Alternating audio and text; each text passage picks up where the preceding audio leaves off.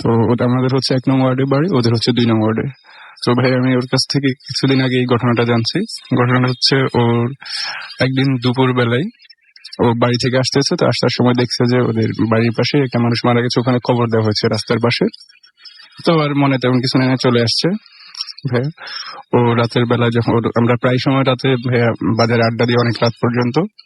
তো সেক্ষেত্রে রাসেল ভাই ওই একদিন যেদিন ঘটনাটা হয় সেদিন রাত 2টা-2:30টার সময় ও বাড়িতে গেছে। তো যাওয়ার সময় ওদের দুপুরে আসার সময় তো দেখছে যে ওখানে কবরস্থান, ওর মাথায় এত কিছু নাই। সে কবরস্থানে একটু আগে হঠাৎ ওর মনে হয়েছে যে এখানে তো আজকে একজন মানুষ কবর দিছে। তো নিজে নিজেই খুব ভয় পাইছে। ভয় পাওয়ার পরে ওর পাশে একটা ফ্রেন্ডের বাসা ছিল, ওই ফ্রেন্ডের নাম ধরে ডাকছে, ও আসছে, আসে ওরে বলছে যে কি হয়েছে। বলছে যে এইভাবে আমি ভয় পাইছি, ভয় পাওয়াতে তোরে ডাকছেন। তো ওই ফ্রেন্ড গিয়ে ওরে বাসায় দিয়ে আসছে। ওর প্রতিদিনের মতো খাওয়া দাওয়া করে ঘুমাইছে। ঘুমানোর পরে কিছুক্ষণ পরে ঘুমের মধ্যে স্বপ্নে দেখছে যে সিলের মতো অনেক বড় আকার একটা পাখি এসে কামড় মারতেছে। পরে তখন ঘুম ভেঙে দেয়। ঘুম ভেঙে যাওয়ার পরে আবার শুয়ে গেছে দুয়াটার উপরে। এরপরে পরের দিন সে আবার বাজার আসছে, বাজার এসে আবার বাড়িতে ওই রাতে একটু আগেই গেছে। যাওয়ার পরে সে বাড়িতে গিয়ে অন্য দিনের মতো খাওয়া দাওয়া করে ঘুমাইছে। ঘুমানোর পরে 2টা-2:30টার সময় ভাইয়া সে আবার আগের রাতের মতো সেম ওই স্বপ্নটা দেখছে, যে একটা সিলের মতো আইসা ওরে আঘাত করতেছে। ওর সাথে সাথে উঠে পড়ে ঘুম থেকে।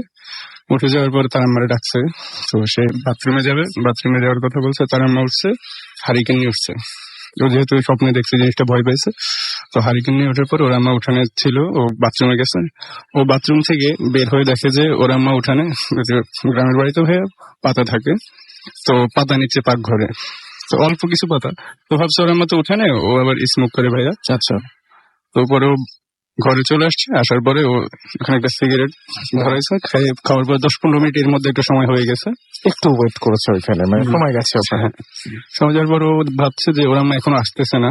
তো আবার ওর রুম থেকে ও বাইরে গিয়ে দেখে যে ওর আম্মা এখনো পাতা নিচ্ছে। আচ্ছা, তো পরে দেখতেছে যে মানে ও জিনিসটা বুঝছে যে ও যেহেতু ভয় পেয়েছে, ওর আম্মারা যাই বলতেছে, আম্মা তুমি এখনো কি করো এখানে। পরে ওর আম্মা ও যখন যাই ধরছে, ওর আম্মা একটু ফাল দিয়ে উঠছে। ওঠার পরে বলতেছে তুই কখন আসছস।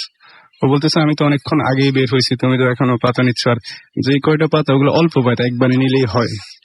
তো পরবর্তী ও বুঝছে যে ব্যাপারটা, যে ভয় পাইছে ও জিনিসটা, তো ওরা মানে নিয়ে ঘরে চলে আসছে। আসার পরে ওর মতো শুইছে, ওরা আমার রুমে চলে গেছে। পরবর্তী আবার শোয়ার পরে আবার সেম আছে ওই স্বপ্নটা দেখছে, যে ওই যে পাখির চিলের মতো অনেক বড় পাখি এসে ওর আঘাত করতেছে। পরবর্তীতে আবার ঘুম ভেঙে যায় ওর। ঘুম ভেঙে যাওয়ার পরে ও আবার উঠে গেছে। উঠে যাওয়ার পরে ও জানলাটা খুলছে, যে একটু গরমও লাগছে এই কারণে সে জানলাটা খুলছে। খোলার পরে ও দেখতেছে যে জানলা যখন খুলছে ভাইয়া, সে দেখছে যে কালো কিছু একটা এখান থেকে সরে গেছে। সে ভাবছে হয়তো কোনো ঘুম মানে শুয়ে আবার উঠছে, তো সে কারণে হয়তো চোখের ভুল হতে পারে। সে জানলার পাশে গিয়ে দেখে যে সত্যি সত্যি কালো, খুব মানে কুৎসিত চেহারা একটা কিছু দাঁড়ানো। সে খুব ভয় পাইছে। ভয় পাওয়ার পরে খুব চিৎকার করছে। চিৎকার দেওয়ার পরে তার আম্মা আব্বা চলে আসছে। সে বলতেছে কি হয়েছে। তো বলতেছে যে এই ঘটনা আমি এইভাবে দেখছি। তো পরে ওই দিন রাতে ওরা একা ঘুমাইতে জানে, ওর ভাইরে দিছে, ওর সাথে শুইছে। শোয়ার পরে পরের দিন সকালবেলায় তো ওর আব্বা হয়তো শুনছে যে তার আম্মার সাথে কি হয়েছে, তার সাথে কি হয়েছে।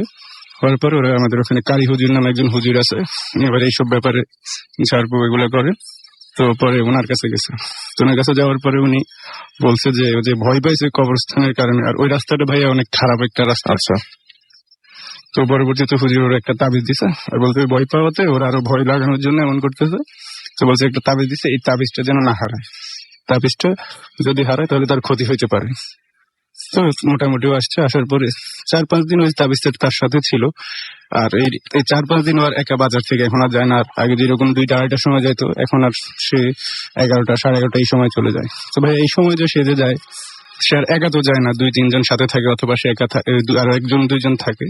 তো সেই যাওয়ার পথে দেখে যে বিভিন্ন যে রাস্তার মোড় অথবা আপনার বাঁশঝাড় এইসব স্পেস গুলোতে হয়তো একটা কুকুর যায়, ও দেখে আর কেউ দেখে না। একটা বিড়াল যায়, অথবা কিছু কিছু বাঁশঝাড়ের সময় বাঁশ শুয়ে থাকে। ও সাথে বলতেছে যে দেখ বাঁশটা শুয়ে আছে, কই কোনো তো বাঁশ শুয়ে নেই। ওই দেখে, কিন্তু সাথে যে আসে সে আর দেখে না। এইভাবে ওর সাথে আবার এরকম কয়েকদিন হয়। পরে আবার ওই কারি হুজুরের কাছে যায়। যাওয়ার পরে কারি হুজুরি বলতেছে তাবিজটা কই। তো বলতেছে মানে হাতে আবার বলতে পারে না তাবিজটা যে হারাই গেছে। আবার একটা তাবিজ দেয়। তো আর বলছে খুব সাবধানে রাখতে হবে এই তাবিজটা, না হলে ওর অনেক বড় ক্ষতি হতে পারে। তো এগুলোর পরে সেই তাবিজটা মোটামুটি থাকে। তো এরপর থেকে ভাইয়া ওর প্রতি অন্য সময় এমন হতো না, খাওয়া দাওয়া করে শোয়ার পর আর বাথরুমে যাওয়া লাগতো না, কিন্তু এই ভয়টা পাওয়ার পর থেকে ওর প্রতিদিন খাওয়া দাওয়া করে শোয়ার 1-1.5 ঘন্টার মধ্যে ওর কিন্তু বাথরুম ধরে বা বাথরুমে যাইতে হয়, এই সমস্যাটা হয়। তো মোটামুটি সেটা হয়তো টেনশনে হয়, বাট জিনিসটা যে তিনি এক্সপেরিয়েন্স করেছেন এটাই সবচেয়ে বড় কথা। তো এটাই ছিল আপনার story, right? Thank you so much আপনার ঘটনার জন্য, আপনাকে অনেক অনেক ধন্যবাদ। এবং আমি অলরেডি দেখতে পাচ্ছি আমাদের এখানে আশিক চাঁপাইনবাবগঞ্জ থেকে লিখেছেন যে ফার্স্ট স্টোরিটা মোটামুটি ভালো। জুয়েল আমাকে লিখেছেন তাহিরপুর থেকে, হাউ আর ইউ? আমি সবসময় ভালো থাকি এবং সবসময় ভালো থাকি। আলমগীর মিরপুর 14 থেকে আমাদের সাথে আছেন। আর রান্তু আমাদের সঙ্গে আছেন জয়পুর হাট থেকে। কিবরিয়া ময়মনসিং থেকে আমাদের সঙ্গে আছেন, এবং আমাদের সঙ্গে আছেন মেজবাহ, আমাদের সঙ্গে আছেন নাফিস ময়মনসিং থেকে, আমাদের সঙ্গে আছেন সুহানুর রহমান সোহাগ, এবং আমাদের সঙ্গে আছেন দেখতে পাচ্ছি মনিরা জাহান মুন্নি ফ্রম কাপাসিয়া, এবং আমাদের সঙ্গে আছেন দেখতে পাচ্ছি তুষার চিটাগং থেকে ডিও রাসেল ভাই। আপনি কেমন আছেন? আমি সবসময় ভালো থাকি এবং সবসময় ভালোর দলে। আমাদেরকে খুলনা থেকে আনোয়ার এবং তার ওয়াইফ আফরিন SMS করেছেন। মেহেদি আমাদেরকে চাঁপাইনবাবগঞ্জ মহানন্দা নদীর ধারে তারা শুনছেন সেটা জানিয়েছেন।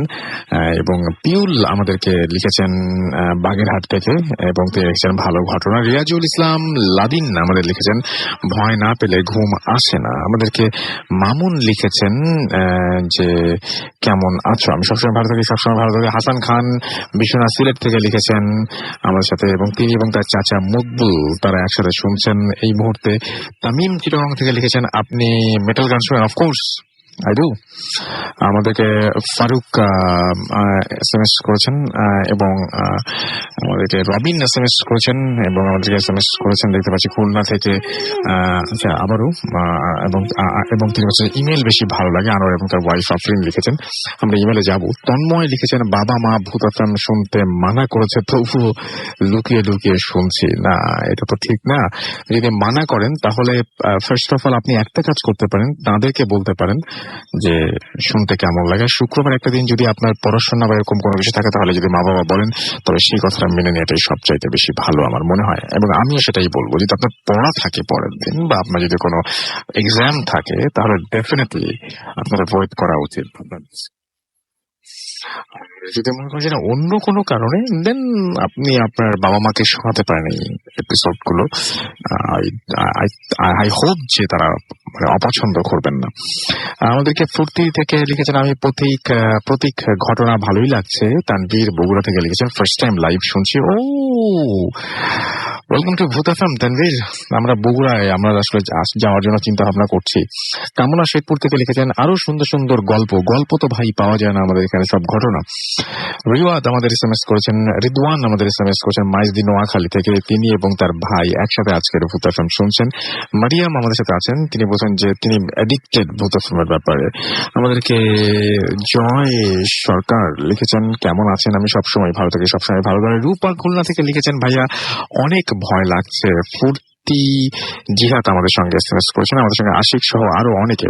আপনি যদি SMS করতে চান মোবাইলের মেসেজ অপশনে গিয়ে টাইপ করুন ফুর্তি FORT ফুর্তি স্পেস আপনার নাম স্পেস আপনার মেসেজ পাঠিয়ে দিন 9840 নাম্বারে। আর আমাদের ইমেল করতে চাইলে আমাদের ইমেল অ্যাড্রেস হচ্ছে bhutfm@radio40.fm which is BHWTFM@radioFORK.fm। আপনার নাম, ঠিকানা এবং ফোন নাম্বার সহ আপনার জীবনে ঘটে যাওয়া সে ঘটনা লিখে পাঠিয়ে দিন আমাদের কাছে।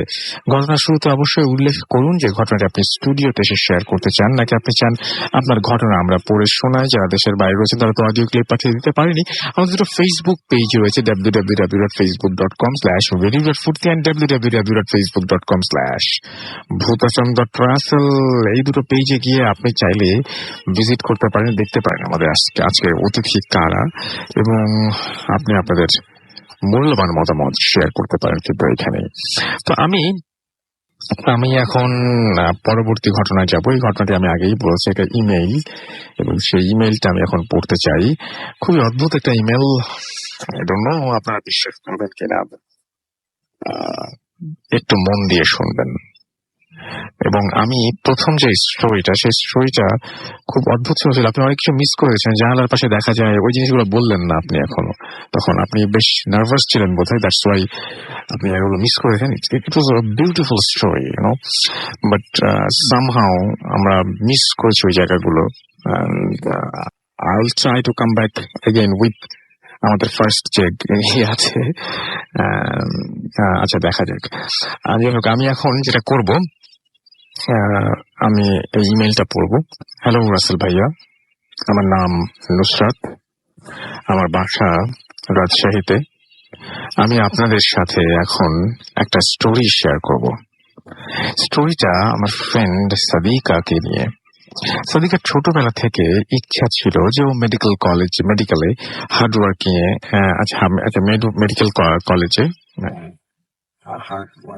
ট্যালেন্ট হওয়ায়, আচ্ছা তার মানে ওনার মেডিকেল কলেজে পড়ার ইচ্ছা ছিল এবং উনি যেহেতু অনেক প্রচুর হার্ড ওয়ার্ক করেছেন এবং অনেক ট্যালেন্টেড ছিলেন, দ্যাটস ওয়াই ওনার মেডিকেলে উনি চান্স পেয়ে যান। বিশেষ কিছু কারণে আমি মেডিকেলের নামটা বলতে পারছি না। এনিওয়ে, সাদিকা যেদিন ফার্স্ট মেডিকেল কলেজ ক্যাম্পাসে যায়, সেদিন ও একটা ছেলের সাথে পরিচিত হয়। ছেলেটাও ওই মেডিকেলের সিনিয়র স্টুডেন্ট ছিল।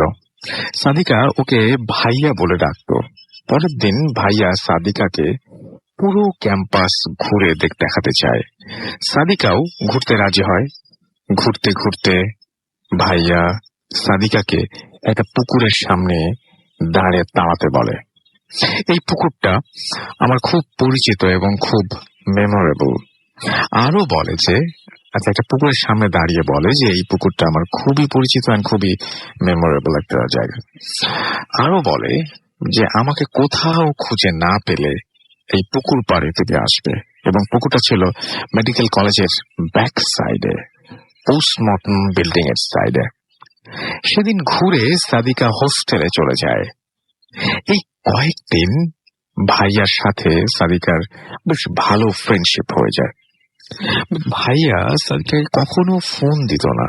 খুব দরকার হলে ভাইয়া ক্যাম্পাসের কেয়ারটেকারকে দিয়ে লেটার পাঠাতো। একদিন রাতে কেয়ারটেকার এসে একটা লেটার দিয়ে যায়। লেটারটাতে সাদিকাকে 11টা থেকে 11:30 এই টাইমে পুকুর পাড়ে আসতে বলে। সাদিকা ভাবতে থাকে যে এত রাতে হোস্টেল থেকে বের হতে কেউ দিবে না। এমন সময় আর একটা লেটার আসে, তাতে লেখা ছিল, তুমি বের হয়ে আসো, কেউ কিচ্ছু বলবে না। সাদিকা কিছু না ভেবেই হোস্টেল থেকে বের হয়ে আসে। সত্যি সেদিন কেউ তাকে বের হওয়ার জন্য কিচ্ছু বলেনি। সাদিকা পুকুরের দিকে হাঁটতে থাকে। পুকুর পাড়ে এসে দেখে ওখানে কেউ নেই। প্লেসটা বেশ নির্জন থাকায় সাদিকা একটু ভয় পায়। এমন সময় পোস্টমর্টম বিল্ডিং থেকে একটা মানুষ বের হয়ে এসে সাদিকাকে দেখে এবং ওর কাছে আসে। ওই মানুষটা সাদিকাকে বলে, তোমার মাথা কি ঠিক আছে? তো কিছু হয়নি। মানুষটাকে বলে, তুমি এখান থেকে তাড়াতাড়ি চলে যাও, প্লেসটা তেমন সুবিধার না। সাদিকা ওখান থেকে রাস্তায় এসে দেখে ওই ভাইয়াটা দাঁড়িয়ে আছে। সাদিকা খুব রাগ হয় এবং ভাইয়ার কাছে গিয়ে খুব বকাবকি করে। ভাইয়া কোনো কিছু না বলে একটু হাসে আর বলে, আমি জানতাম মানুষটা এখন বিল্ডিং থেকে বের হয়ে আসবে, তাই আমি এই প্লেসটায় দাঁড়িয়েছিলাম। বিকজ আমি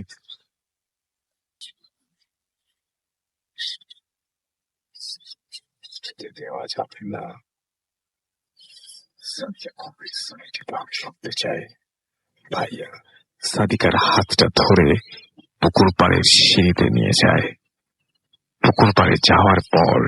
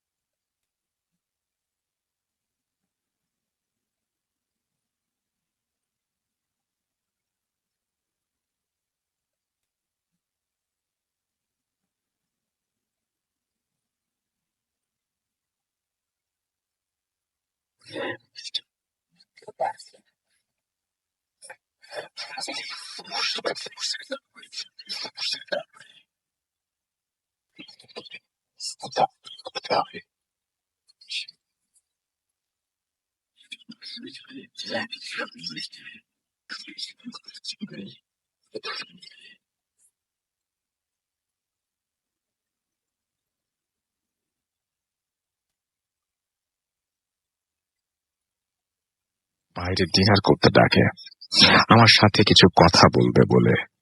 আমি কিছু মনে না করে চলে যাই এন্ড মেয়েটার ভাইয়ার সাথে দেখা করতে যাই। দেন আমি ডিনার শেষ করে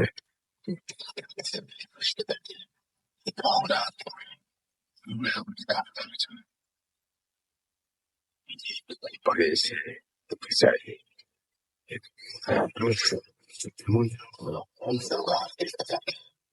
কিছুক্ষণ পর আমাকে কিছু মানুষ মেডিকেলের দিকে যাওয়ার জন্য ট্রাই করে, বাট আমি এখানেই মারা যাই। আমার বডিটা মর্গে রাখা আছে। 2 দিন পর আমার বডিটাকে পোস্টমর্টম করা হবে। আমি এটা চাই না। তুমি আমার ফ্যামিলিকে বোঝাও এবং আমাকে দাফন করার ব্যবস্থা করো প্লিজ। এইসব কথা শোনার পর সাদিকা এখানেই সেন্সলেস হয়ে যায়। সাদিকাকে সকালে ওর হোস্টেলের সামনে পাওয়া যায়। সেন্স ফেরার পর সাদিকা সব কথা আমাদের সব ফ্রেন্ডদের খুলে বলে। স্টোরিটা সত্যি কিনা জানার জন্য সাদিকা এবং আমরা একটা ডোমকে নিয়ে মর্গে যাই। দেন একটা বডির সামনে গিয়ে আমরা ওর ফেসটা দেখতে চাই। দেখার পর সাদিকা ভয়ে খুব কাঁদতে থাকে আর বলে এটাই সেই ভাইয়া, এন্ড সাদিকা আবারও সেন্সলেস হয়ে যায়। সাদিকা নর্মাল হওয়ার পর আমরা একটা স্যারের হেল্প নিয়ে পোস্টমর্টমের ওই ভাইয়াটার ডকুমেন্ট চেক করি এন্ড পোস্টমর্টমের পরে ক্যান্সেল করা হয় এন্ড ভাইয়াকে দাফন করা হয়। দাফনের কিছুদিন পর সাদিকা ভাইয়াকে নিয়ে একটা স্বপ্ন দেখে এন্ড সাদিকা স্ট্রোক করে। সাদিকা এখন মানসিক পেশেন্ট। ও 1 বছর আগে থেকে ডক্টরের অবজারভেশনে আছে। এটাই ছিল সাদিকাকে নিয়ে আমার স্টোরি। ভালো লাগলে পড়ে শোনাবেন।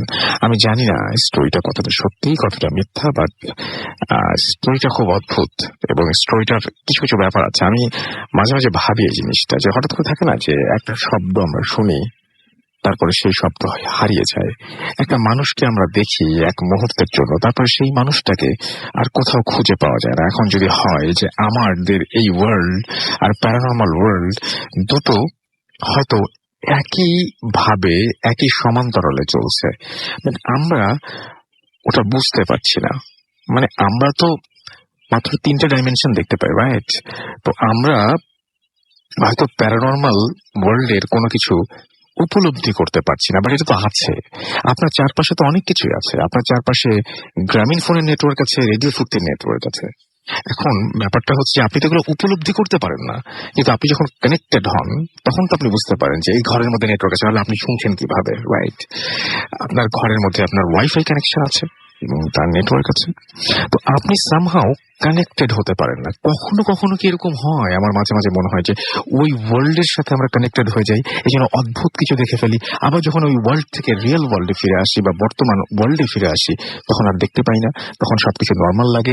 এই মুহূর্তে জিনিসটা আমি দেখলাম, এই মুহূর্তেই আবার তার পর মুহূর্তেই সেই জিনিসটা সেখানে নাই। তখন আমরা বলি যে একটু আগেই এই মানুষটা এখানে ছিল, একটু আগেই এই মানুষটাকে এখানে যেতে দেখেছি, হাঁটতে দেখেছি, একটু আগেই জানালার সামনে একটা কালো ছায়া ছিল, একটা কালো অভাব ছিল, এবং আমি যখন ভয় পেয়ে জানালা বন্ধ করে দিই, খুলে দেখি সবকিছু ঠিক। কে জানে ওই মুহূর্তের জন্য, ওই সময়টার জন্য আপনি ওই ওয়ার্ল্ডের সাথে সামহাও কানেক্টেড হয়ে গিয়েছিলেন। হতেই তো পারে, ভাই। কি মনে হয় আপনার? জানি আমাকে এসএমএস করতে পারেন, আমি ডেফিনেটলি এসএমএস গুলো পড়তেও চাই। জানি আমাকে এসএমএস করতে পারেন, ফেসবুকে আমরা এই ব্যাপার নিয়ে শেয়ার করতে পারি। এবং আপনার যদি মনে হয়, আপনি জাস্ট এক মুহূর্ত চিন্তা করুন। আমরা একটা ছোট্ট ব্রেক নিয়ে ফিরে আসবো এর মধ্যে, এবং চিন্তা করুন আপনারা যে সেই প্যারানর্মাল ওয়ার্ল্ড, প্রত্যেকটা মানুষের প্যারানর্মাল ওয়ার্ল্ড হয়তো কাছাকাছি হলেও একরকম হবার সম্ভাবনা কম।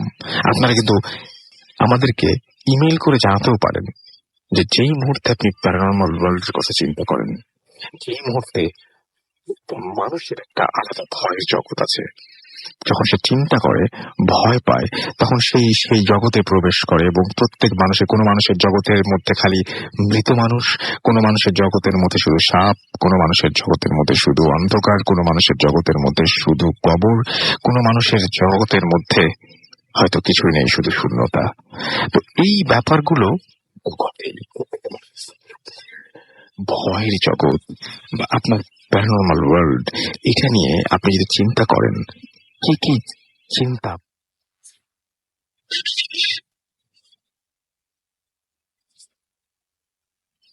এবং এই ঘটনাটা কেমন লাগলো সেটাও জানাবেন। আমরা ফিরে আসছি একটা ছোট্ট বিরতির পরে। স্টেডিয়াম রেডিও ফুটতে FM, the night comes up.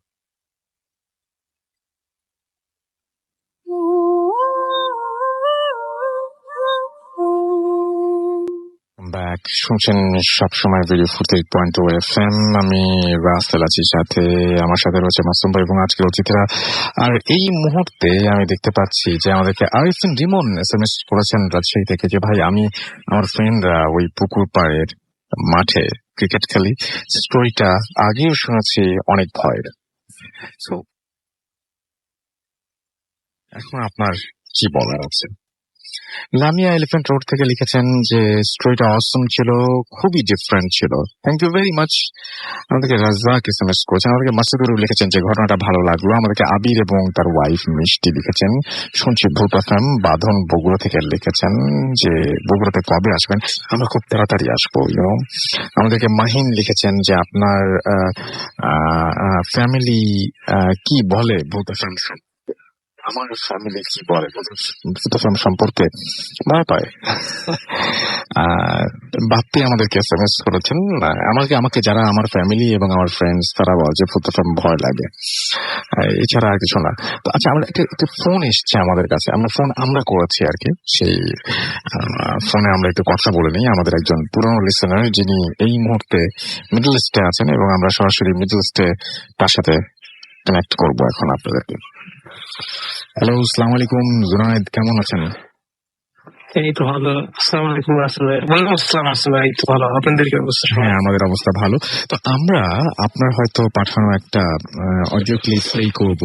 তার আগে কি বলবেন যে এই ঘটনাগুলো আপনারা কিভাবে কালেক্ট করেন, যদি বলতেন আমাদেরকে। বেসিক্যালি আমাদের যেহেতু এটা বেসিক্যালি রিসার্চ, আমরা অনেক রিসার্চ করি।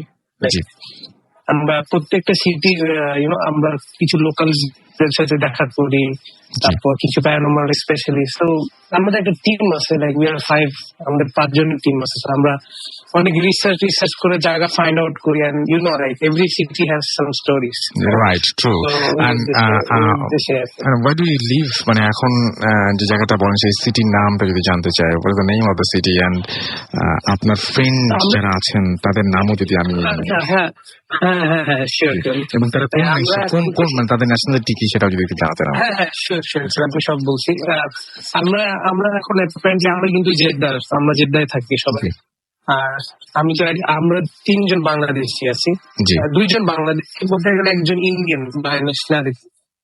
আর আমার নাম জুনায়েদ, সবাই জানেন না আলহামদুলিল্লাহ। আর আরেকটা ফ্রেন্ড আছে, সে দাড়িওয়ালা, সে খুব রিলিজিয়াস পারসন। আচ্ছা, ও Indian nationality, he is from Hyderabad basically. Indian আর কি, হি ইজ ফ্রম হায়দ্রাবাদ। আরেকটা ফ্রেন্ড আছে, হি ইজ ইজিপশিয়ান। আচ্ছা, আর আরো 2টা ফ্রেন্ড আছে, he is Saudi by nationality, they are Saudi. আরেকটা ফ্রেন্ড বাংলাদেশি আছে, আমার খুব close friend. So we are very hopeful যে আপনার ফ্রেন্ডরা যেহেতু বিভিন্ন দেশের, সুতরাং বিভিন্ন দেশের বিভিন্ন রকমের মানে ডিফারেন্ট টাইপ অফ স্টোরিজ আমরা পাবো আপনার কাছে ভেরি সুন।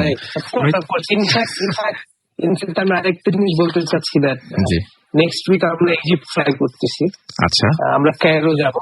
জি, তো আমরা ওখানে 3টা লোকেশন সিলেক্ট করে রাখছি। So I hope recent upcoming Times আমরা শিওর, যদি বাকি আমাদের টিম মেম্বার যদি ইচ্ছা হয়, then I'll try to bring them as well.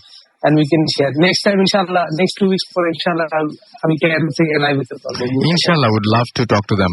Thank you very much, Junaid, and wish you all the best. আপনার ট্রিপ অনেক ভালো হোক এবং আপনি খুব সেফলি আবার ফিরে আসেন। থ্যাংক ইউ ভেরি মাচ, কথা হবে আপনার সাথে। Alright, that was Junaid from KSA. And আমরা আবারও ফিরে যাব ঘটনায়। আমাদের এখানে যে আমাদের যে প্রথম অতিথি ছিলেন, তিনি তার ঘটনার কিছু অংশ ওই সময় মিস করেছিলেন। আপনি একটু বলেন তো, তারপরে ওই যে আপনার ঘটনাটা ঘটলো, ওই যে ছেলেটার কথা বলছেন কবর দেখে আসার পরে, তারপরে ওনার বাসায় ফিরে আসার পরে তো নানা ধরনের প্রবলেম হতো, সেই প্রবলেমগুলো কেমন ধরনের প্রবলেম ছিল? জি ভাইয়া, ওর সমস্যাগুলো হয়তো ওই যে একবার বলছি যে সে প্রথমত হচ্ছে সে রাতে ঘুমানোর পরও বাথরুমে যাওয়ার একটা বারবার বাথরুম এবং বারবার ঘুম ভাঙতো এবং বাথরুমে যেত। আর কি প্রবলেম? ওই জিনিসগুলো দেখতোই। তো সে এরকম স্বপ্নে কি দেখতো আরেকবার বলেন? দেখতো আপনার অনেক সিলের মতো অনেক বড় একটা কালো পাখি এসে আঘাত করতো আর কি, কামড় মারতো। তার মানে চিলের মতন বড় একটা পাখি স্বপ্নে এসে কামড় দিত। এটা কি সে ঘুম থেকে ভাঙার পর সে ব্যথা অনুভব করতো বা এরকম কোনো কিছু? এরকম কিছু ভাই অবশ্যই আমি তাদের দিকে জানেন না। আচ্ছা, আপনি অবশ্যই এটা মানে জানেন না। দেখেন, আমরা বলি যে গল্প না, এগুলো ঘটনা। উনি কিন্তু বলতে পারতেন এরকমই মানে খুব কিছু বলে দেওয়াটা খুব ইজি ছিল, বাট উনি জানেন না। উনি হ্যাঁ সেটাই। তো এখন আমাকে একটু বলেন তো যে উনি ওই যে আপনি যে মাঝে মাঝে বলেন যে জানালা খুললে উনি কি দেখতেন তারপর থেকে? তো ও জানালা খুলে মানে বলছি যে ঘুমের ঘরে এরকম ঘুম ভাঙছে, যখন সে ভয় পাওয়ার স্বপ্নে দেখার পরে পাখিটা স্বপ্নে দেখার পরে তার ঘুম ভাঙছে। ঘুম ভাঙার পরে সে এরকম মানে অনেক গরম লাগছে, গরম লাগার পর সে জানালাটা খুলছে আর কি। জানলা খোলার পরে সে দেখলো যে কালো একটা কিছু যে ওই জানলার পাশ থেকে সরে গেছে।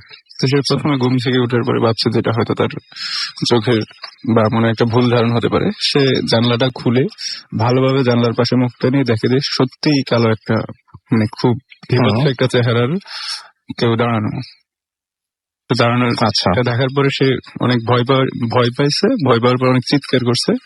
চিৎকার করার কারণে তার মা বাবা চলে আসছে। তো বলছে যে কি সমস্যার কারণে এগুলো হয়েছে। তো পরে তোর মা বাবার সাথে এগুলো বলছে আর কি।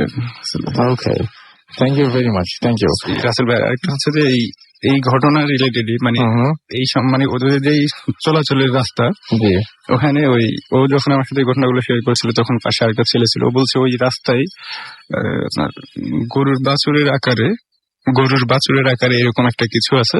ওদের এখানে একটা স্কুল আছে, ঠিক আছে। আমাদের বাজারে আরেকটা ডাক্তার আছে। উনি একদিন রাতের বেলায় ওখানে পশু ডাক্তার আর কি। উনি রাতের বেলায় গরুর ওখানে একটা গরুর সমস্যা হওয়ার পরে ওখানে গেছে। তিনি ওই স্কুলের কাছে যখন আসছে ওই হুন্ডা দিয়ে গেছে, ওনার বাইক আছে, ওনার ওই জিনিসটা ওনার একদম বাইকের সামনে পড়ছে। পড়ার কারণে বাইকের আলো হেডলাইট নিভে গেছে। নিভে যাওয়ার পরে উনি ওখানে অনেক ভয় পেয়েছে। ভয় পাওয়ার পরে আবার হঠাৎ কোথায় একটা মানুষ আসছে। মানুষ আসার পরে ওনার তখন আবার সেলফ দিয়েছে, বাইক স্টার্ট হয়ে আপনার হেডলাইট জ্বলছে। এই তো ওই রাস্তায় এই ছোট যে বাসের ঘটনা বলছে, এই জিনিসটা অনেকেই দেখছে। আচ্ছা, তো এই জিনিসটা আমি অনেক মানে আমি তো এখানে আসবো তখন এই কারণে ওইভাবে জিজ্ঞাসা করি নাই। তো এটা ওই সম্পর্কে আমি একটা অডিও ক্লিপে যাবো এখন, এবং আমরা অডিও ক্লিপের পরে আবারও ফিরে আসবো আপনাদের কাছে। সেই পর্যন্ত আশা করছি আমাদের সঙ্গেই পুরোটা সময় থাকবেন, এবং আমাদের কাছে ডিফারেন্ট এবং বেশ ভালো ভালো কিছু অডিও ক্লিপ রয়েছে। আমরা প্রথম অডিও ক্লিপটি শুনে ফেলি। ইন দ্য মিন টাইম আমাদের SMS করতে ভুলবেন না। মোবাইলের মেসেজ আপনাকে টাইপ করুন ফুর্তি, FORT ফুর্তি, স্পেস আপনার নাম, স্পেস আপনার মেসেজ। আমরা ঘটনায় যাই। আমাদের পরবর্তী ঘটনায় লিখেছেন, আসসালামু আলাইকুম রাসেল ভাই, আশা করছি আল্লাহর রহমতে ভালো আছেন। আমি শফিউল ইসলাম শ্রাবণ। তারপরে তিনি তার মোবাইল নাম্বার দিয়েছেন, ভালো লাগলে পড়ে শোনাবেন। চাঁদপুর হাজীগঞ্জ থেকে তিনি লিখেছেন ঘটনাটি। আজ আমি যে অভিজ্ঞতাটা শেয়ার করব সেটা সবার সাথে শেয়ার করতে চাচ্ছি। তা হলো কোনো ঘটনা নয়, আমার সারা জীবনে না ভুলতে পারার মতো একটি ঘটনা। লাস্ট 2014 ঘটনা। রমজানের ঈদ সামনে করে চিটাগং থেকে আমার দেশের বাড়ি রওনা দিলাম। চাঁদপুর জেলার হাজীগঞ্জের 5ই গ্রামে গ্রাম আমার। ঠিক 28 রমজানে, তখন বর্ষাকাল এবং বর্ষাকালের মাঝামাঝি একটা টাইম। আমি বাস থেকে যখন নামি তখন রাত প্রায় 3টা। ঈদের টাইম, রাস্তায় কোনো কিছু না থাকায়, কোনো পরিবহন থাকারই কথা, বাট অনেক জোরের বৃষ্টির কারণে রাস্তা একদম শূন্য ছিল, একটা প্রাণীও নেই। আমি আবার বাসে উঠলাম, উঠে মোবাইলে গান শুনতে শুনতে আসছিলাম, যার ফলে মোবাইলটাও অফ, এবং মোবাইলটা কিছুক্ষণের মধ্যে অফ হয়ে গেল। যেখানটায় নামলাম সেখান থেকে আমার বাসায় যেতে মাত্র 3 কিলোমিটারের পথ বাকি। জায়গাটার নাম সেন্দ্রা বাজার। সো আর দাঁড়িয়ে থাকলাম না, পায়ে হেঁটে পথ পাড়ি দিচ্ছিলাম। অনেক অন্ধকার, ঝড় বৃষ্টি, বাট মাঝে মাঝে বিজলিও চমকাচ্ছে। সেই এবং সেই বিজলির আলোতে ভালো করে পথ দেখা যাচ্ছিল।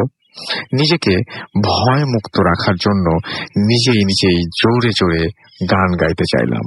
সত্যি কথা বলতে কি, একা হওয়ার কারণে কিছুটা ভয়ও লাগছিল। হঠাৎ করে আমার চোখ যায় একটা বাঁশঝাড়ের মাঝে। জায়গাটার নাম বুড়ির বাড়ি। ওই বাঁশঝাড়ের ভেতরে একটা মালা, as like তসবি, অর্থাৎ লাইক এ তসবি আমি দেখতে পাই, তসবির মতো, এবং একদম চকচক আলো নিয়ে জ্বলে আছে।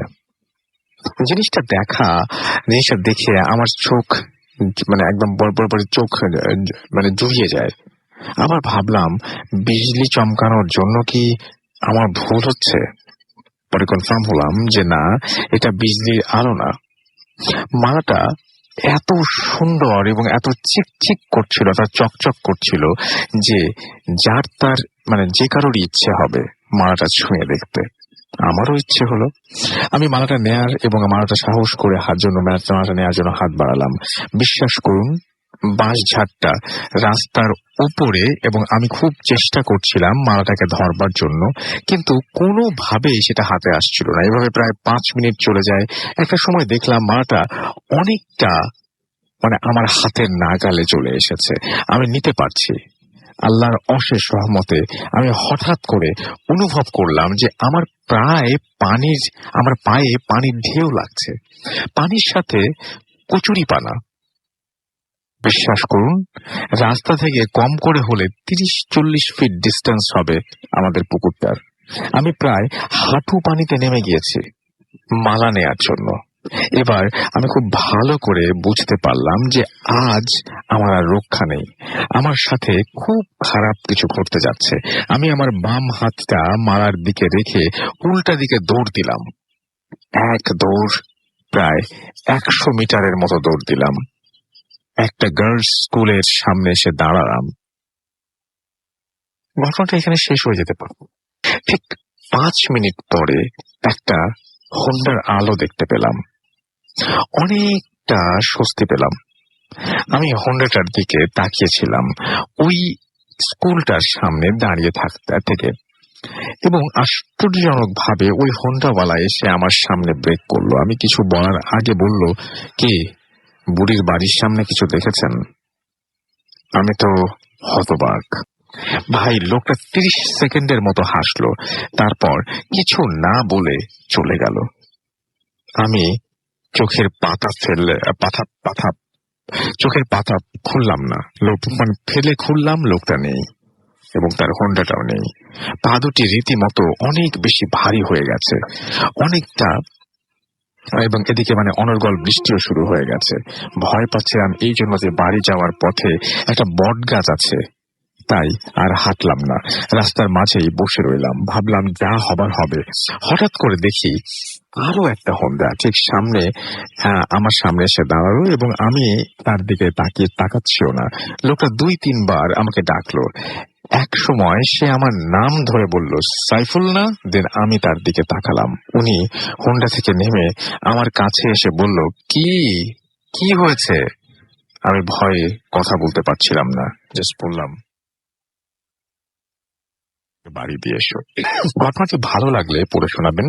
খুব ইচ্ছে ছিল একদিন আপনার সামনে বসে ঘটনাটি বলবো, খুব ইচ্ছে ছিল আপনার সাথে কাজ করব। আল্লাহ হাফেজ, ভালো থাকবেন। Thank you very much. একটা ছোট বিরতি নিয়ে আসি, তারপরে বাকি কথা বলি। Stay tuned for radio Foorti and don't stop the ফুর্তি।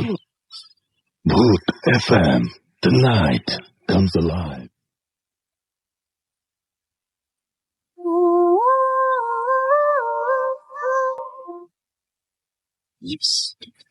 লাইভ উইথ গ্রামীণ ফোন শুনছেন সবসময় রেডিও 48.2 FM। আমি রাসেল আছি, সাথে আমার সাথে রয়েছে মাসুম ভাই এবং আজকের অতিথি আপনাদের সবাইকে আরো একবার স্বাগত জানাচ্ছি।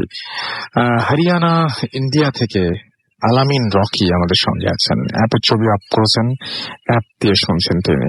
থ্যাংক ইউ ভেরি মাচ আমাদের সঙ্গে থাকার জন্য।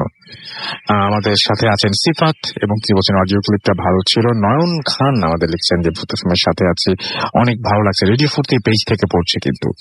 আমাদের সঙ্গে আছেন মাহবুবুর রহমান রাসেল, নিকুঞ্জ 2 থেকে তিনি আমাদের সাথে আছেন এবং শুনছেন আমাদেরকে, এবং তিনি আমাদের যে অরিজিনাল যে পেজ সেই পেজের একটা ছবি তিনি এখানে পোস্ট করেছেন। Thank you very much. অসমাপ্ত বৃত্ত আমাদের সঙ্গে আছেন এবং অনেকদিন পর তিনি লাইভ শুনছেন। ওয়েলকাম ব্যাক, এবং আশা করছি এখন থেকে রেগুলার আপনাকে পাবো। আয়ন পল আমাদের লিখছেন যে খুব ভয় করছে, অচেনা সেই আমি, লাইট অফ করে একা একা ভূত এফএম শুনছেন, তেমন তার কাছে ভয় করছে না। আমাদের সাথে SN ইসলাম লিখেছেন যে স্টোরিটা চরম। রোকন খন্দকার আমাদের সাথে লিখেছেন ভাইয়া অনেকদিন পর শুনছি, হেভি লাগছে। Thank you so much. আমাদের সাথে মাহাদির কাদের লিখেছেন যে খুব ভয়। আমাদের সঙ্গে নাফিউর রহমান খান লিখেছে রাসেল ভাই মৌলভী বাজার কবে আসবেন? সিলেটে যেতে পারলাম না এখন, আমাদের ওইদিকে সব দিকে যাওয়ার, মৌলভী বাজার কাছাকাছি, খুব কাছাকাছি শ্রীমঙ্গল, সব জায়গা থেকে যেতে চাই আসলে। এবং আপনারা ওইদিকে ঘটনা যত বেশি পাঠাবেন তত বেশি কিন্তু আমাদের যাবার সম্ভাবনা বাড়বে। যে জায়গার ঘটনা আমরা বেশি পাবো সেই জায়গাতে আমরা যাবো ইনশাল্লাহ। আমাদের সঙ্গে আছেন দেখতে পাচ্ছি মিতাব আহমেদ মিতাব, এবং তিনি বলছেন যে আচ্ছা ভৌতিক ঘটনা বা ভৌতিক কাহিনী শুনলে অনেক কিছু দেখি, সেই পসিবিলিটি তো আছেই। ফারহান তামজিদ আমাদের সঙ্গে আছেন দেখতে পাচ্ছি রাশিদুল হাসান রায়হান, এবং তিনি বলছেন আমি একটা শুনছি রুমমেটরা বাড়ি গেছে। ও চমৎকার, আপনি তো এনজয় করছেন পুরোটা মুহূর্ত। আমাদের সঙ্গে জাভেদ আছেন, তিনি লিখছেন যে ভেরি গুড রাসেল ভাই, thank you very much. Zahirul Emon আমাদের সঙ্গে আছেন এবং তিনি বলেন মেসেজ পড়েন না কেন ভাই, এই যে টাইম পেতাম এখন পড়ছি। সাথী আছেন আমাদের সঙ্গে এবং তিনি বলছেন যে আমি এটা বুঝি নাই, আমাদের মেহেরচন্ডী, আচ্ছা মেহেরচন্ডী থেকে তিনি শুনেন, রাজশাহীর মেহেরচন্ডী থেকে শুনছেন। ওকে, বুঝতে পেরেছি এখন। থ্যাংক ইউ ভেরি মাচ আমাদের সঙ্গে থাকার জন্য। তো আমাদের যে আমার যে পেজটা রয়েছে সেই পেজেও আছে দেখতে পাচ্ছি সঞ্জিদা আখতার শর্মী আমাদের লিখেছেন যে একটা শুনছি, একটু ভয় লাগছে। জান্নাত ইসলাম লিখেছেন অনেক ভয়ঙ্কর স্টোরি। আমাদের সঙ্গে রিজন খান আছেন, খুব ভয় লাগছে। শাকিল আমাদের সঙ্গে আছেন কক্সবাজার থেকে, অডিও ক্লিপটার প্রশংসা করেছেন। এছাড়াও খোলা জানালা আমাদের সঙ্গে আছেন। আমাদের সঙ্গে রয়েছে দেখতে পাচ্ছি চট্টগ্রাম থেকে তহুরা বাড়ি, এবং টাঙ্গাইল থেকে তিনি শুনছেন, এবং কাল এইচএসসি এক্সাম শেষ হচ্ছে, ইনশাল্লাহ অঙ্ক করছি এন্ড এনজয় করছি ভূত ফিল্মের সাথে। ও থ্যাংক ইউ ভেরি মাচ আমাদের সঙ্গে থাকার জন্য। তবে যদি বেশি ঝামেলা মনে হয় তাহলে অবশ্যই শুনবেন না। বশির আহমেদ আমাদের সঙ্গে আছেন সাউথ আফ্রিকা থেকে, তিনি বলছেন আমি জানি না আমার এটা পড়ছেন কিনা, কারণ আমি প্রবাসে আর আমার সময় জানেন তো, বাসায় গেলে ডাউনলোড করে শুনবো না। ডাউনলোড করে শুনবেন না, আমাদের অ্যাপ আছে, অ্যাপ দিয়ে আপনি ডিরেক্টলি শুনবেন। অ্যান্ড সেই জন্য তাহলে আপনি আপনাকে আমরা ফোনে কানেক্ট করতে পারবো, আপনি আমাদের নাম্বার শেয়ার করবেন, আপনার নাম্বার আমরা সরাসরি কল করবো সাউথ আফ্রিকায়, আপনার সাথে কথা বলবো। আমাদের তো আর কোনো ধরনের কোনো এই সমস্ত ব্যাপার স্যাপার নাই, আমরা সবকিছু ওপেন। সো আমরা কল করতেই পারি, আপনার সাথে লাইভ কথা বলতে পারি। আপনারা আমাদের সঙ্গে কানেক্টেড থাকবেন অলওয়েজ, আশা করব। আমি দেখতে পাচ্ছি যে আমাদের সঙ্গে দেখতে পাচ্ছি যে আজ ফার্স্ট টাইম শুনছেন রবিউল হাসান, এছাড়া আমাদের সঙ্গে আছেন দেখতে পাচ্ছি নিহান মির, এছাড়া আমাদের সঙ্গে আছেন আশিকুজ্জামান রনি সহ আরো অনেকে। তো আপনারা যারা আমাদের সঙ্গে আছেন, থ্যাংক ইউ ভেরি মাচ আমাদের সঙ্গে থাকার জন্য। অ্যান্ড আমরা কিন্তু আরো দু একজনকে কানেক্ট করার চেষ্টা করছি, যারা স্পেশালি যারা দেশের বাইরে রয়েছেন তাদেরকে। দেখা যাক, আমরা কিছুক্ষণের মধ্যে কানেক্ট করে ফেলবো। আপাতত আমরা ঘটনায় চলে যাব। আমাদের পরবর্তী স্টোরি আছে আমাদের আরো একজন লিসেনার, তার কাছ থেকে শুনবো। আপনার নামটা প্লিজ একটু বলবেন, তারপর আপনি কোথা থেকে এসেছেন, তারপর আপনার ঘটনায় যাবো আমরা। আসসালামু আলাইকুম রাসেল ভাইয়া এন্ড মাসুম ভাইয়া and all to my listeners. আমি মোহাম্মদ ইয়াকুব আলী, আমি আসছি মিরপুর 2 নাম্বার থেকে, আমার হোম টাউন সিরাজগঞ্জ। ভাই আমি সরাসরি আমার ঘটনায় চলে যাচ্ছি। ঘটনাটা ঘটছে আমার সাথে 2006 সালে এবং 2011 সালে। যাই হোক, 1999 সালের দিকে যখন আমার বয়স প্রায় 6 কি 7 বছরের মতো, তখন আমি আমার আম্মা, আমার ভাইয়া এবং আমার বড় আপু মিলে আমাদের গ্রামের পাশে একটা গ্রামে যাই একটা প্রবলেমের জন্য, একটা কবিরাজের কাছে। সেখানে যাওয়ার পরে আমার আম্মা সেই কবিরাজের কাছ থেকে যে প্রবলেমটা ছিল সেই প্রবলেমটা সলভ করার পরে যখন আমরা বাসায় ব্যাক করতেছি, ঠিক সেই সময় কবিরাজটা হঠাৎ করে আমাকে ডাক দিল, যেদিকে আয়।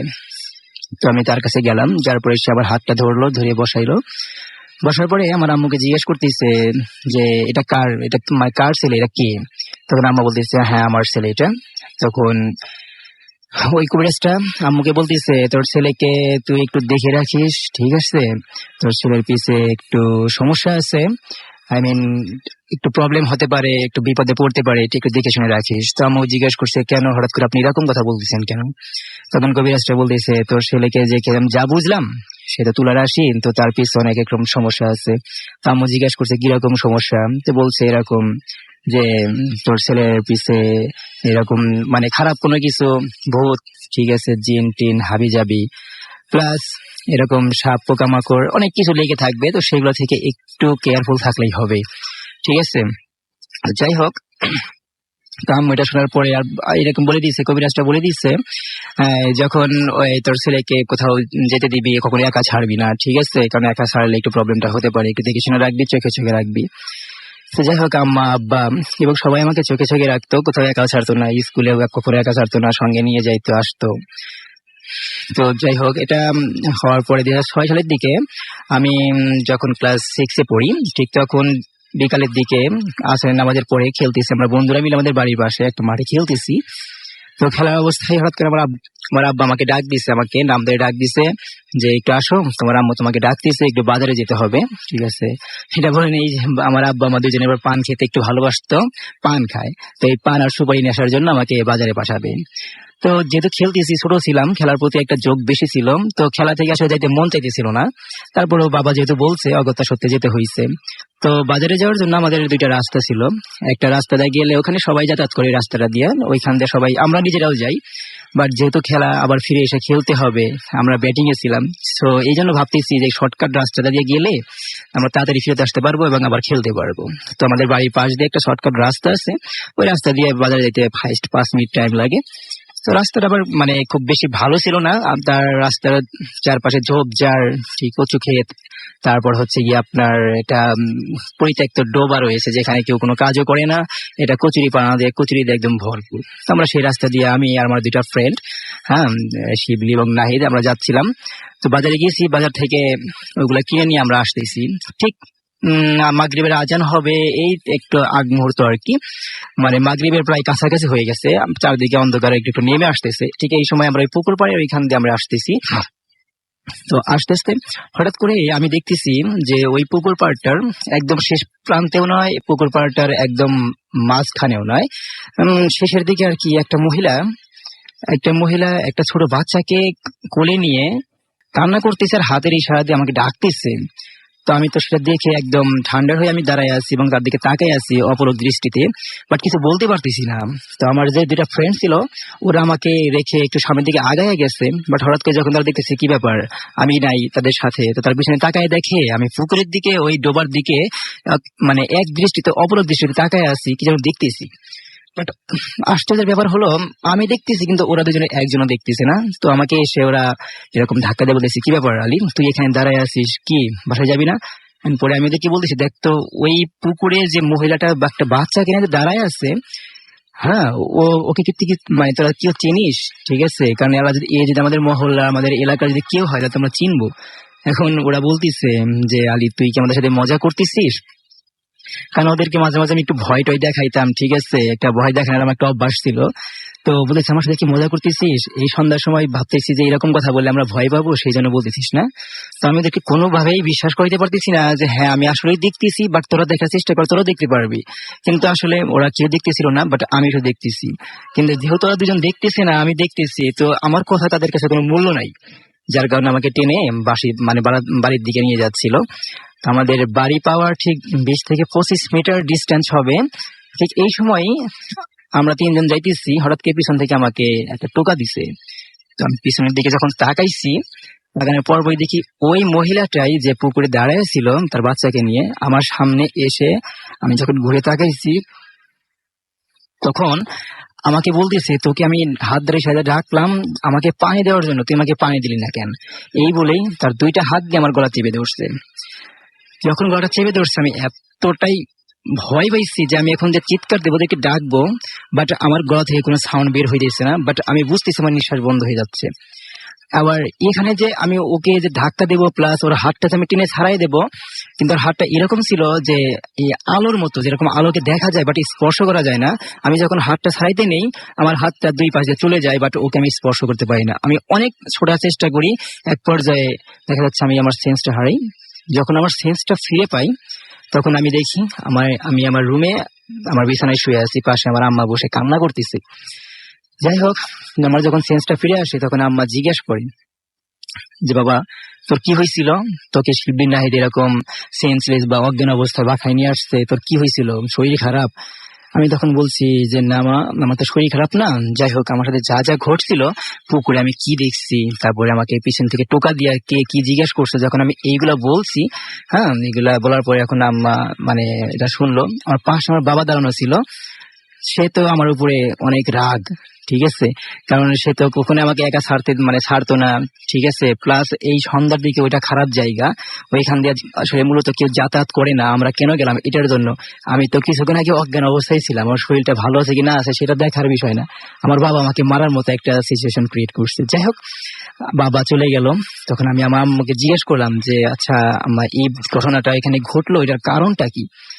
যাই হোক, আম্মা বলতেছে যে ওই যে পুকুরটা দেখছিস, পুকুরটা ভালো না, এটা নিয়ে অনেক হিস্টোরি আছে, যেমন 1971 সালে যখন মুক্তিযুদ্ধ হয়েছে, হ্যাঁ ওই সময় যে সমস্ত এলাকার মানুষগুলাকে মারা হয়েছে, সেই মানুষগুলাকে ওই পুকুরে কি করা হয়েছে, ফেলে দেওয়া হয়েছে এবং তাদেরকে ওইখানে মানে এরকম পুঁতে ফেলা হয়েছে। আর ওই মহিলাটাকে যে দেখছিস, ওই মহিলাটা অনেকের চোখেই পড়ছে, ঠিক আছে, তোর চোখে এরা শুধু পড়ছে তা নয়, ওই মহিলাটা ছিল ওই আমাদের ওই এলাকারই একটা মহিলা, হ্যাঁ সে গর্ভাবস্থায় ছিল, কিন্তু পাকিস্তানি বাহিনীরা তাকে ওই গর্ভাবস্থায় তাকে অনেক নির্যাতন করে এক পর্যায়ে মেরে ফেলে, কিন্তু মরে যাওয়ার পুরো অবস্থায় পর্যন্ত সে কি করতো, সবার কাছে চিৎকার করে করে ভাঙা গলায় এরকম পানি চাইতো, কিন্তু কেউ পানি নিয়ে এগিয়ে তাকে পানি দেওয়ার মতো সাহস কেউ সাহস দেখাইতে পারে না বা যায় নাই, যার কারণে সে এক পর্যায়ে মারা যায়। এবং এইটাই সে এই রূপটা নিয়ে মাঝে মাঝে সবার চোখে ধরা দেয়, শুধু তোর চোখে ধরা দেয় তা না।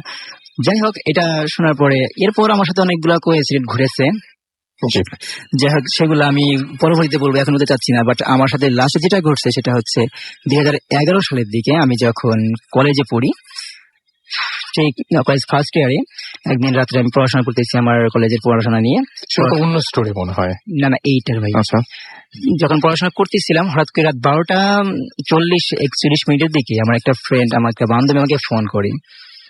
যখন ফোন করে তো আমি ফোনটা রিসিভ করি, তার সাথে কথা বলি, তো কথা বলার এক পর্যায়ে রুমের মধ্যে থেকে আমি রুমের বাইরে চলে আসি। যখন বাইরে চলে আসি, এরকম রুমের বাইরে থেকে আমি একদম বাড়ির বাইরে চলে যাই।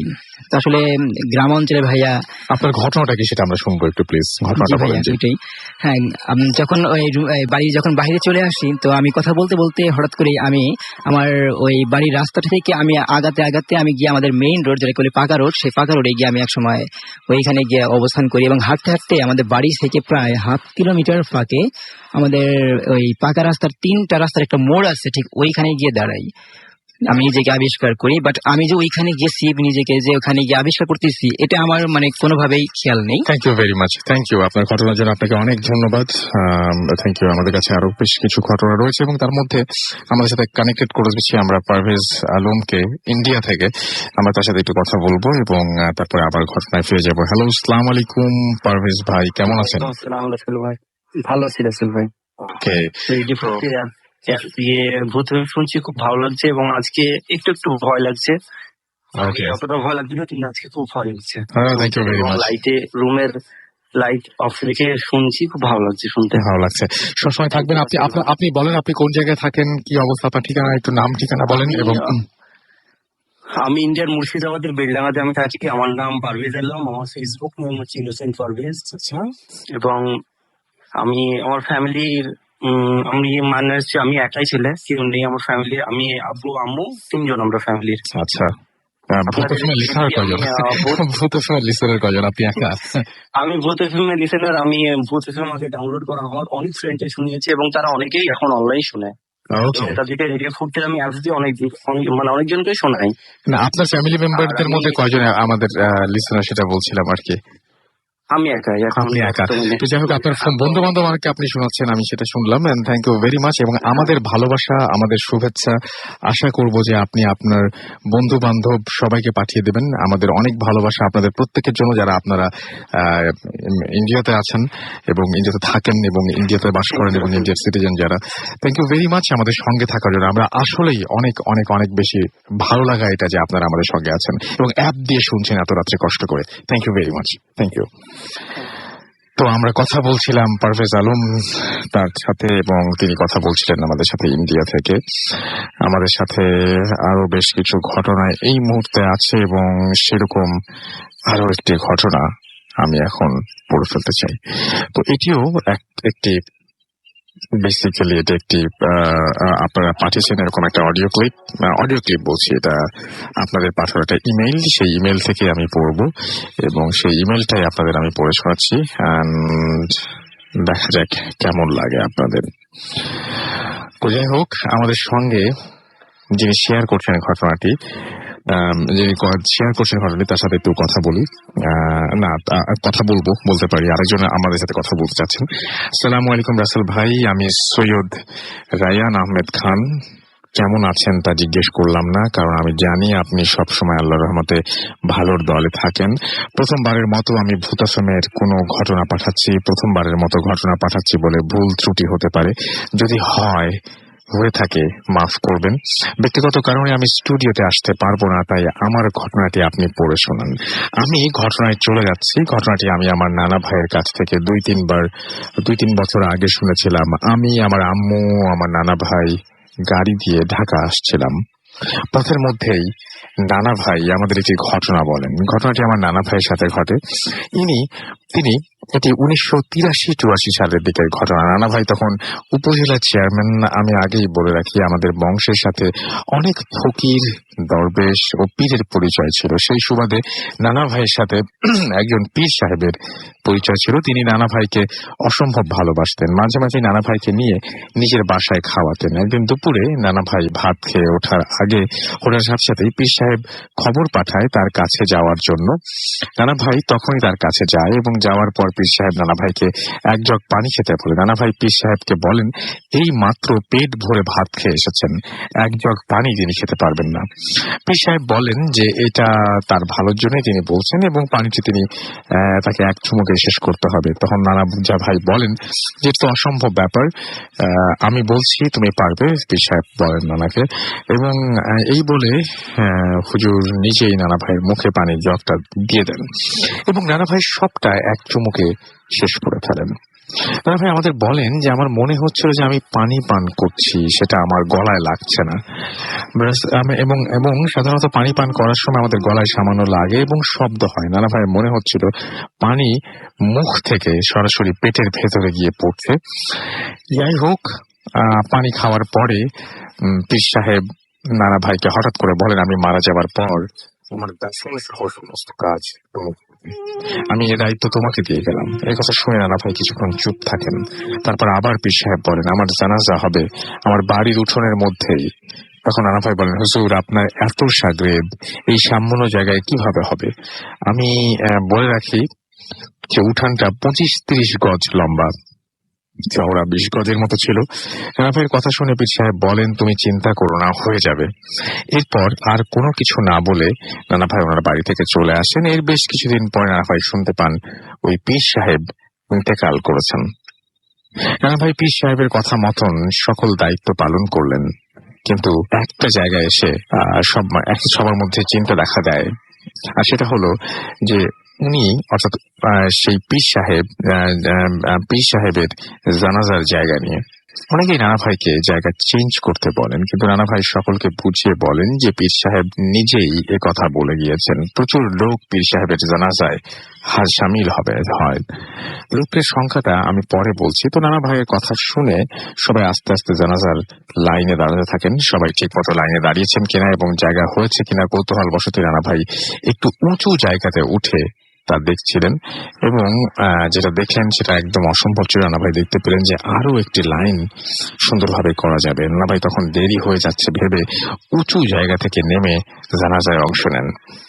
তো রানা ভাইয়ের মতে ওই জানাজায় 6 থেকে 7 হাজার মানুষ এবং জানাজায় অংশ নেওয়া মানুষদের মতে 8 থেকে 10 হাজার মানুষ জানাজায় অংশ নেয়। আমি এখনো মেলাতে পারি না কিভাবে এটা সম্ভব, কিভাবে 6-7 হাজার মানুষ বা 8-9 হাজার মানুষ এই অল্প জায়গার মধ্যে দাঁড়িয়ে থাকবে। তাই আবার আমার পেছনে এক লাইন বাদ রেখে ধন্যবাদ। ঘটনাটি পড়ার জন্য যদি পছন্দ হয় পড়ে শোনাবেন। আমার কাছে একটু অদ্ভুত লেগেছে বলেই এই ঘটনাটি আপনাদের সঙ্গে শেয়ার করলাম। জানি না আপনাদের কেমন লেগেছে, বাট আমার কাছে বেশ অদ্ভুতই লেগেছিল ঘটনাটি। আমরা চলে যাব আমাদের পরবর্তী অতিথির কাছে এবং আপনার কাছে যাব আমরা, এবং আপনার কাছ থেকে আমরা আমাদের প্রথম অতিথি যিনি তার কাছ থেকে একটা ঘটনা শুনবো এবং তার আমরা একটি ঘটনা শুনছি, দ্বিতীয় যে ঘটনাটি সেই ঘটনাটি এখন শুনবো। আপনার নামটা প্লিজ আরো একবার বলবেন, তারপর আপনার ঘটনায় যাব আমরা। জি, আমার নাম হচ্ছে মোহাম্মদ শরীফ হোসেন। জি, থাকি মিরপুরে। আমার গ্রামের বাসা হচ্ছে লক্ষ্মীপুর। জি, তো রাসেল ভাই, ঘটনা হচ্ছে রাসেল ভাই বয়স যখন 13-14 বছর, ওই সময়ের একটা ঘটনা। রাসেল ভাই আমাদের গ্রামের আমার বাড়ির পাশে হচ্ছে বাজার, 4-5 মিনিটের রাস্তা বাজার। জি। তো রাসেল ভাই আপনার ছোট ছিলাম, আমাদের বাজারে আমাদের একটা দোকান ছিল। তো ওই দিন ছিল শনিবার, আমাদের ওইদিকে শনিবার এবং বুধবারে বাজার বসে আর কি। আচ্ছা। তো সন্ধ্যার পরে রাসেল ভাই আমি বাজারে গেছিলাম বাজার সদাই আনার জন্য। তো বাজার সদাই নিয়ে আসার সময় বাসার সদাই নিয়ে যখন আসতেছি রাসেল ভাই, একটা কথা বলি রাসেল ভাই, সেটা হচ্ছে আমাদের বাড়ির দুপাশে সব কবরস্থান আর অন্য পাশগুলোতে হচ্ছে বাগান। আমাদের বাড়িটা অনেক বাগান, এর ভিতরে আমাদের চাচারা থাকে। তো রাসেল ভাই আমাদের ওই বাড়ির একটু সামনে গেলে সাত্তার এমপির বাড়ি বলে সবাই চিনে, এটা হচ্ছে আমাদের বাড়ির পাশেই। তো রাসেল ভাই আমি বাজার থেকে আসতেছি তখন প্রায় সন্ধ্যা 7:30 মতো রাসেল ভাই। এরপরে হচ্ছে আমি যখন আসতেছি বাজার থেকে, তখন রাস্তায় মানুষ খুব কম, সন্ধ্যার সময় তো মানুষ সবাই বাজারে যাচ্ছে। তখন আমি আসতেছি, আমি যখন আসতেছি ওই কবরস্থানের, আমাদের বাড়ির সামনে একটা কবরস্থান, যে কবরস্থানগুলো আছে এটার পিছনে অনেক বড় একটা বাগান আছে। এই বাগানে দিনেও মানুষ খুব কমই যায়, ওখানে মানুষজন খুব কম যায়। ওই বাগানের সামনে রাস্তার পাশে হচ্ছে কবরস্থান গুলো। আমি আসতেছি রাসেল ভাই, তখন একটু সন্ধ্যা চাঁদের আলো ছিল রাসেল ভাই। পরবর্তীতে যখন আমি আসতেছি এই এমপির বাড়ির সামনে, যখন আমি আসছি, আসার পর আমি দেখতেছি যে ওই বাগান থেকে কেউ একজন রাস্তার এদিকে আসতেছে। আমি ভাবছি কেউ হয়তো বাগান থেকে বের হচ্ছে বাথরুম টাথরুম সেরে। আমি এর অন্য কিছু মনে করি নাই, আমি আসতেছি। আমি যখন একটু আরো কাছে আসতেছি, ওই মানুষটা এসে রাস্তার পাশে এসে দাঁড়ায়। একটা কাটা গাছ আছে, মাদার গাছ বলি আমরা ওগুলো, ওখানে এসে দাঁড়ানোর পরে আমি ভাবছি যে সে হয়তো আমার কারণে একটু লজ্জা পেয়ে ওখানে দাঁড়ানো। আমি তখনও কোনো ভয় পাওয়ার মতো কিছু নেই। আমি যখন একটু 10-12 হাত একটু ডিস্টেন্সে দেখতেছি যে ওখানে দাঁড়ানো, আমি জিজ্ঞাসা করবো যে কে তুমি, যে এখানে দাঁড়ায় আছো কেন? আমি আরেকটু সামনে গিয়ে যখন দেখেছি রাসেল ভাই, ওর গায়ে হচ্ছে কালো চাদর মোড়ানো, কিন্তু মাথা নেই। আমি প্রথম ভাবছি যে হয়তো আমার দেখার মধ্যে কোনো ভুল ছিল। আমি আবার ভালো করে একটু তাকায় দেখি যে আমি যেটা দেখছি সেটাই সত্যি, যে ওর মাথা নেই। তখন রাসেল ভাই আমি এত বেশি ভয় পাই, আমি অনেক জোরে একটা চিৎকার করে আমার দৌড় দিছি। আমার পাশেই কিন্তু আমার বাড়ি। দৌড় দেওয়ার পরে আমার আর কিছু মনে নাই, আমি বাড়ির সামনে গিয়ে পড়ে গেছি। পরে সকালবেলায় আম্মা আমারে বলছে যে কি হয়েছে, যে রাতে এইভাবে চিৎকার করে এখানে এসে পড়ে গেছি কেন? আমি আমার বলছি যে এইভাবে রাতে সন্ধ্যে পরে আসার সময় এই জিনিস দেখলাম। আমার বলছে যে এই জন্য বলছে যে রাতের বেলায় বের হয়েছে না। তো পরবর্তীতে ওই যে আমার বড় ভাইয়া ছিল, বড় ভাইয়া বলতেছে যে এই মাথা কাটা জিনিসটা আমার বড় ভাইয়াদের সামনে একবার পড়ছে। তো ভাইয়া ঘটনাতে এই আগে তো ধরেন আপনার এই মোবাইল অথবা সিডি এগুলো কম ছিল, আগে ছিল VCR দিয়ে ছবি দেখা হইতো বা মুভি দেখা হইতো। তো আমাদের পাশে হচ্ছে আমার এক খালাম্মাদের বাড়ি। আমার বড় ভাই, খালাতো ভাই আর এক জ্যাঠাতো ভাই, ওরা এই VCR ভাড়া করে মুভি দেখতেছে। তো সম্ভবত 1টা-1.5টার দিকে ওনারা আবার ওই চাটা খাইতে, মুভি দেখার পরে চাটা খাইতে বাজার আসতেছে। এটা কি আরেকটা ঘটনা? এটা আমার এই ঘটনা হওয়ার পরে ভাইয়ের কাছ থেকে, আমার বড় ভাইয়ের কাছ থেকে শুনছি আর কি, যে এই মাথা কাটা জিনিসটার ব্যাপারে। আচ্ছা বলেন। তারপরে ভাইয়া বলছে আর কি ভাইয়া বলছে যে আমরা এরকম মুভি দেখার সময় যাওয়ার সময় আমাদের বাড়ির এখানেই সেম ওই জায়গাটাতেই এই ওনাদের ওই 3 রাস্তার একটা মোড় আছে আমাদের এখানে, মসজিদের এখানে, ওখান থেকে মাথা কাটা জিনিসটা আসতেছে। ওনারা দেখে 3 জন ছিল, তো খুব সাহস করে ওনারা দৌড়ে বাজার দিকে চলে গেছে। বাজার দিকে চলে যাওয়ার পরে আবার অনেকক্ষণ পরে, প্রায় আধা ঘন্টা 1 ঘন্টা পরে, ওনারা আবার বাজার থেকে চাটা খাওয়ার পরে খাওয়া দাওয়া করে আসার সময় আবারও সেম জায়গায় ওনাদের সামনে পড়ছে। পরপর পাশে মসজিদ ছিল, ওনারা পরে মসজিদে ঢুকে যায়। মসজিদে ঢুকে যাওয়ার কিছুক্ষণ পরে ওনারা দেখছে যে জিনিসটা আর নাই, চলে গেছে। পরবর্তীতে আবার মসজিদ থেকে বেরিয়ে ওনারা যখন আবার আসবে ওই খালাম্মাদের বাড়িতে, তখন দেখে যে আবার ওনার পিছন থেকে আসতেছে। পরে ওনারা 3 জন আবার দৌড়ে চলে গেছে। এই আমার বড় ভাই বলছে আর কি যে এই হলো ঘটনা আসলে। ওকে, থ্যাংক ইউ ভেরি মাচ। তো যাই হোক, আমরা আরো একজনের সাথে একটু কথা বলে ফেলি ফোনে, তারপরে আমরা আবারও আপনাদের ফেসবুকে বা অন্য সবকিছুতে ইয়ে করবো। আমরা একটা ছোট্ট কথা বলি আমাদের সাথে। আমাদের সঙ্গে এই মুহূর্তে আছেন আমাদের আরো একজন লিসেনার। আপনার নামটা প্লিজ একটু বলবেন, কোথা থেকে বলছেন? জি, আমার নাম আলামিন ইসলাম ইমন, মালয়েশিয়া থেকে বলছি। মালয়েশিয়ার কোথায় থাকেন আপনি ভাইয়া? জি, মালয়েশিয়ার কুয়ালালামপুরে। কুয়ালালামপুরে কোন জায়গায় থাকেন একটু আমাকে যদি বলতেন। Kuala Lumpur, Bandar Baru, Ampang. Okay, so thank you very much আমাদের সঙ্গে থাকার জন্য। আপনারা কয়জন শুনছেন? আপনি একাই শুনছেন নাকি আপনার ফ্যামিলি বা আপনার ফ্রেন্ডস সবাই মিলে শুনছেন? না, আমার ফ্রেন্ডরাও শুনতেছে, কিন্তু যার যার রুমে শুনতেছে আর কি। ওকে, সো আপনাদেরকে অনেক অনেক অনেক অনেক ধন্যবাদ আমাদের সঙ্গে থাকার জন্য। এবং মালয়েশিয়ায় যারা আছেন আমাদের বাংলাদেশি ভাই এবং বোনেরা, তাদের সবাইকে অনেক অনেক অনেক অনেক শুভেচ্ছা এবং ধন্যবাদ আমাদের সঙ্গে থাকার জন্য। ভালো থাকবেন ভাইয়া, অনেক ভালো থাকবেন। আপনাদেরকে ধন্যবাদ এত সুন্দর একটা এপিসোড চালু করার জন্য। Thank you very much, thank you. সবসময় লাইভ শুনবেন, ওকে? সবসময় শুনি live. Okay, thank you so much, thank you. আসসালামু আলাইকুম, ভালো থাকবেন। তো আমরা কথা বলছিলাম আমাদের ইমন ভাইয়ের সাথে এবং ইমন ভাই আমাদের সঙ্গে কথা বলছিলেন। তো যাই হোক, আমাদের বেশ কিছু SMS রয়েছে। অপু কর্মকার কাপাসিয়া থেকে আমাদের সাথে লিখেছেন। এছাড়া বরিশাল থেকে মাশফিন আমাদের সাথে আছেন এবং আমাদের সঙ্গে আছেন শাফিন মাহি মিরপুর 1 থেকে। পিয়াস মজুমদার আমাদের সঙ্গে আছেন এবং বলছেন যে আপনারা SMS পড়েন না। আমি এই যে SMS পড়ছি আবার। দেখেন, ব্যাপারটা হচ্ছে যে ঘটনা, তারপরে SMS যদি পড়তে শুরু করি তাহলে ফেসবুকে বলবেন যে মানে সবকিছু সবাইকেই মানে নিয়ে তো থাকতে হবে, তাই না? সবাই একসাথে মিলে মিশে থাকতে হবে। আমাদের সাথে শাফিন মাহি মিরপুর 1 থেকে লিখেছেন। তাদের সঙ্গে আছেন সিফাত, সাকিব, লাবিব পড়তে পারলাম না, চলে গেল। কোথা থেকে আনোয়ার এবং তার ওয়াইফ আফরিন আমাদের সঙ্গে বলছে ফার্স্ট স্টোরিটা রিয়েলি নাইস ছিল। 25টা SMS করেছেন আনোয়ার এবং আফরিন আজকে। তাসমিয়া আমাদের সাথে আছেন। এছাড়াও দেখতে পাচ্ছি মালিহা খুলনা থেকে আমাদের সঙ্গে আছেন এবং তিনি বলছেন আমরা বারান্দায় দাঁড়িয়ে শুনছি স্টোরিগুলো জোশ, এবং পীর সাহেবের স্টোরিটা খুবই অদ্ভুত। আমাদের সঙ্গে দেখতে পাচ্ছি খুলনা থেকে শিশির তাসনিম বলছেন যে আমার ছোট ভাই আমার সাথে আছে এবং রাসেল ভাই থার্ড স্টোরিটা অসম ছিল, থ্যাংক ইউ ভেরি মাচ।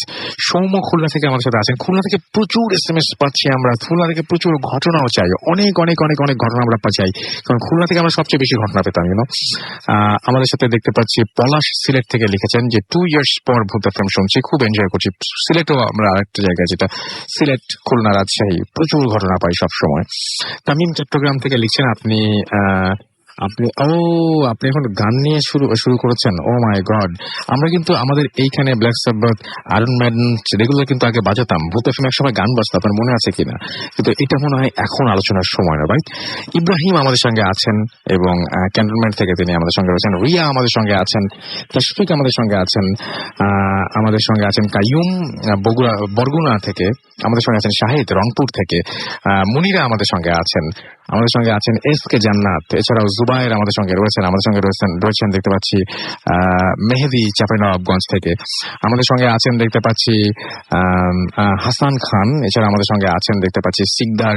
এছাড়া আমাদের সঙ্গে শাহিদ আছেন, সাদিক আছেন আমাদের সঙ্গে, সৌম্য আছেন আমাদের সঙ্গে, আমাদের সঙ্গে আছেন দেখতে পাচ্ছি বাবিল, এছাড়া বগুড়া থেকে বগুড়ার মানে বগুড়া থেকে আমাদের সঙ্গে আরো অনেকেই যোগ দিচ্ছেন এবং আমার সাথে কথা বলছেন। Thank you very much Bogura থেকে আমার সাথে কথা বলার জন্য এবং আমার সাথে যোগ দেওয়ার জন্য।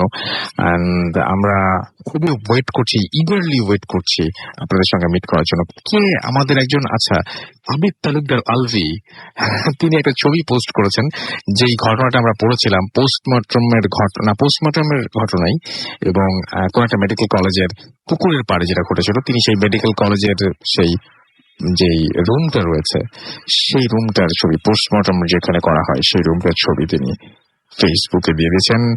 আর যে রাসেল ভূতাসন, এই পেজটাতে গেলে আপনারা সেটা দেখতে পাবেন। রাইট, আমরা দেখতে পাচ্ছি মারজান আব্দুল্লাহ আমার সাথে আছেন, তিনি এবং তার ফ্রেন্ড আরিফ তারা শুনছেন। এছাড়াও দেখতে পাচ্ছি শামীম রহমান আমাদের সঙ্গে আছেন এবং তিনি হাফিজ মঈনুদ্দিন ভাইয়ের সাথে যোগাযোগ করতে চান তাই লিখেছেন। তসমিয়া বিনতে আলম লিখেছেন ফার্স্ট স্টোরিটা ভালো ছিল। আমাদের সঙ্গে আছেন দেখতে পাচ্ছি এমডি রাজু আহমেদ এবং তিনি বলছেন নাইস স্টোরি। আমাদের সাথে রিফাত আছেন এবং তিনি বলছেন অনেক ঘটনা আছে ভাই, স্টুডিওতে যেতে চাই। যদি স্টুডিওতে যেতে চান তাহলে এই মুহূর্তে আপনার ঘটনা, যে কোনো একটি ঘটনা, সবচেয়ে ভালো ঘটনাটি পাঠিয়ে দিন আমাদের কাছে।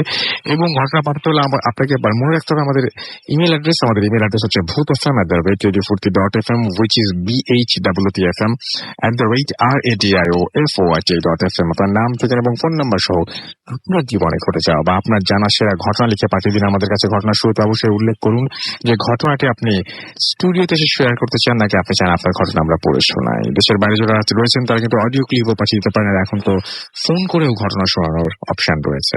So it is very easy now. আমাদের সাথে রনি আহমেদ লিখেছেন প্রথমবারের মতো লাইভ ভূত এফএম শুনছেন সাভার থেকে, অসম এক্সপেরিয়েন্স, থ্যাংক ইউ ভাইয়া, you are most welcome Rony Ahmed. আমাদের সঙ্গে সৈকত আছেন, আমাদের সঙ্গে রয়েছেন সিয়াম পিকে, এছাড়াও নাইম হোসেন আমাদের সঙ্গে আছেন, শার্লক হোমস আমাদের সঙ্গে আছেন এবং আমাদের সঙ্গে আছেন দেখতে পাচ্ছি। আচ্ছা, তিনি বলছেন যে বেসিক্যালি তার কোনো ডাউট নেই যে ভূত FM is a live program, but sometimes I become confused because I have written a lot of comments. All right, now I'm reading your comment, right? এবং আমার যেটা মনে হচ্ছে যে আপনি এখন মনে হয় বিশ্বাস করতে পারছেন যে এটা লাইভ। হ্যাঁ, এটা চিন্তা হতেই পারে আসলে, মানে বাট আমাদের আসলে দরকার নাই যে লাইভ না করার কোনো দরকার নাই আর কি। আমাদের সাথে মুকিত শ্রাবণ আছেন এবং আমাদের সাথে রয়েছেন দেখতে পাচ্ছি নুসরাত নাহিয়া, এছাড়াও লাবিব নূর আমাদের সঙ্গে আছেন, এমডি ফরিদ আমার হোসেন আমাদের সঙ্গে আছেন, আমাদের সঙ্গে শুভ আছেন, খোকন মন্ডল আমাদের সঙ্গে আছেন।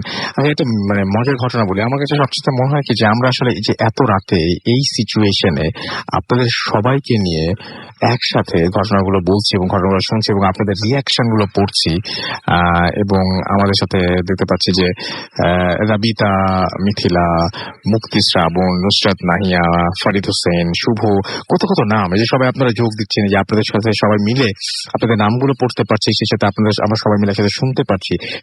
সবার ফিলিংটা একই টাইমে হচ্ছে, কারো ভালো লাগছে কারো খারাপ লাগছে হয়তো, বাট একই সময় ঘটছে করাটা, এটা অনেক স্পেশাল একটা ব্যাপার। এটার মধ্যেই না পুরো ম্যাজিকটা আমার কাছে মনে হয় যে ঢোকানো। দ্যাটস ওয়াই আমরা সবসময় আপনাদের সাথে এরকম সরাসরি কথা বলতে চাই। দোয়া করবেন আমাদের জন্য। আমাদের সাথে দেখতে পাচ্ছি এছাড়াও অভিজিৎ আছেন, এছাড়াও মিম আছেন, আরো অনেকেই আছেন। তো আমরা ছোট্ট বিরতিতে যাবো এবং বিরতির পরে আবারও ফিরে আসবো। সেই পর্যন্ত আশা করছি আপনারা প্রত্যেকে আমাদের সঙ্গেই থাকবেন। Stay tune two radio Foorti and don't stop the ফুর্তি। আমরা কিন্তু এই বিজ্ঞাপন বিরতির পরে আবার চলে যাবো একটা অডিও ক্লিপে। ওকে,